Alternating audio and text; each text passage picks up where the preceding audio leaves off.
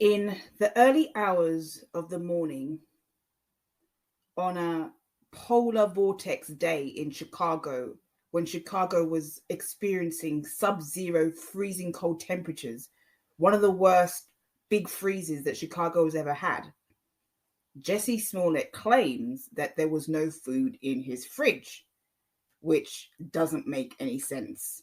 So you're telling me that a guy who is on a hit show living in a swanky apartment in Chicago has no food, nothing to eat in his fridge? So he opens his fridge and what? Just cobwebs are just staring back. Cobwebs are just staring back at him. Mice crawling around in the fridge, no food. That is where his story just doesn't add up for me. And I tried to give him the benefit of the doubt because I thought, well, not everybody is like me. I'm on a hit show. I'm living in a swanky apartment in Chicago, and I've been to Chicago. Great city. I went there as a child, and I have great memories of Chicago. Clean city. It was windy, but that's Chicago. It's called the Windy City. I remember going to the beach. I went to the zoo. Where we were staying was just around the corner from the show, from the studios that Oprah Winfrey used to shoot her show. So I had a great time in Chicago when I went there. It's one of the best cities in all of America. Very few cities are as fantastic as Chicago. It has its problems, but it's a great city. And you're telling me that you're on a hit show and it's freezing. I mean, especially in extreme weather, people tend to stock up. You're telling me that he's going to eat food at Subway in sub-zero temps? No food in his fridge, just cobwebs staring back at him when he opens his fridge? Makes no sense at all. And that's where his story just doesn't add up. And that's where he stumbles for me. So this is the story. He claims that he left his apartment to go and have a smoke and go and get some food because there was no food in his fridge and he was hungry, and that two men wearing ski masks came out of nowhere and attacked him. This is another part of the story that doesn't make sense. He claimed that one of them put a noose around his neck, but sorry, it's almost embarrassing how fake this is.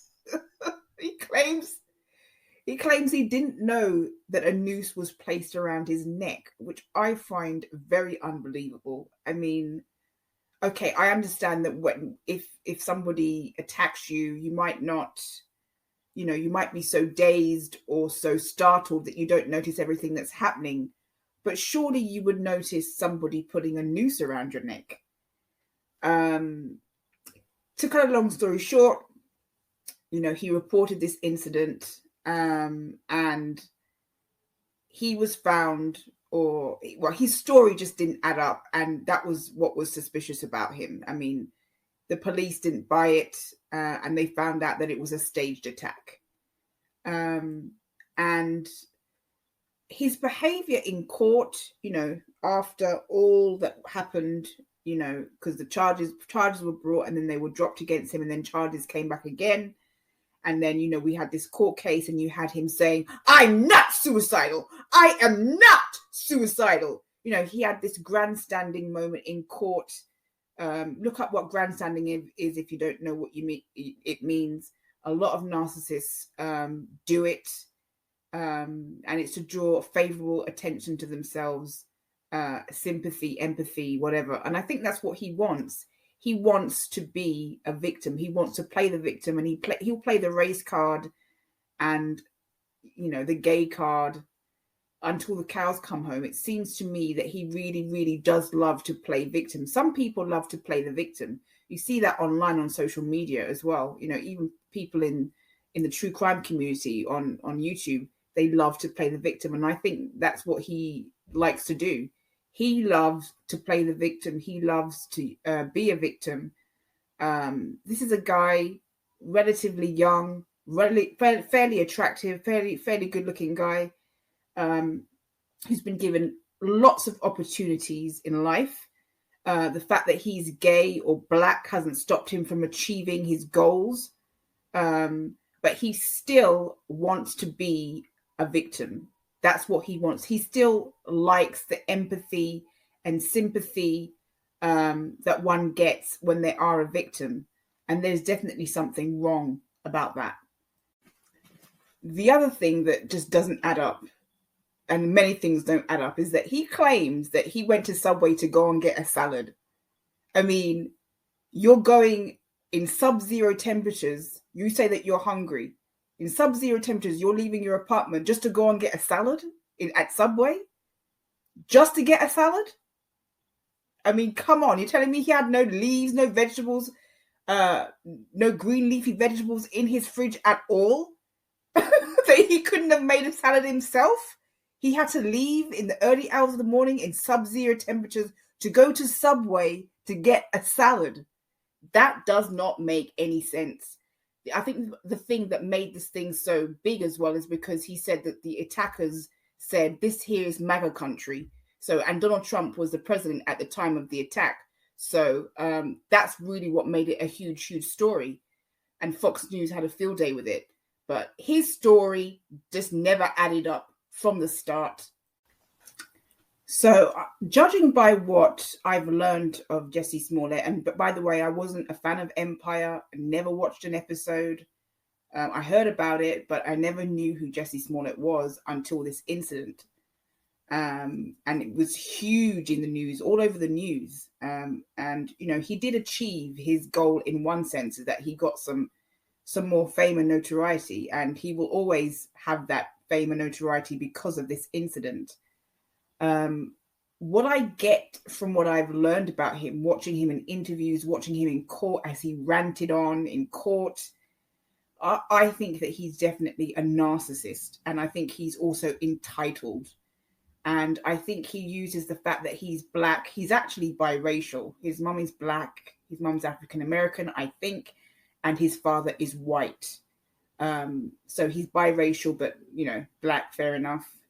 African American. And the fact that he's gay, I think he uses that as a weapon, or he uses that to play the victim card. So he uses the black victim card, or I'm black. He uses that as a victim card, and he uses the fact that he's gay as a victim card. And one of my subscribers said that, you know, they think that he set this whole thing up to be a martyr. And I actually think that there's quite a lot of truth in that. I think that's what he wants to be, a martyr. And that is somebody who is, there's psychological problems there. I don't think that the crime necessarily warrants prison time or jail time. A lot of people are not going to agree with me. I think that he should go to jail because I take it very seriously when people falsely report a crime. It diminishes authentic criminal reports. It diminishes people who are genuine and true victims of crime. That diminishes their own story. It takes attention away from them. It wastes police time. I don't agree with people making false reports. However, a lot of people who have done the same thing or do the same thing would have simply gotten a fine and told to be on their way. I do think they tried to make a point and an example out of him. That doesn't mean to say that I don't think he deserves some jail time. Like I said, I don't like it when people make false reports.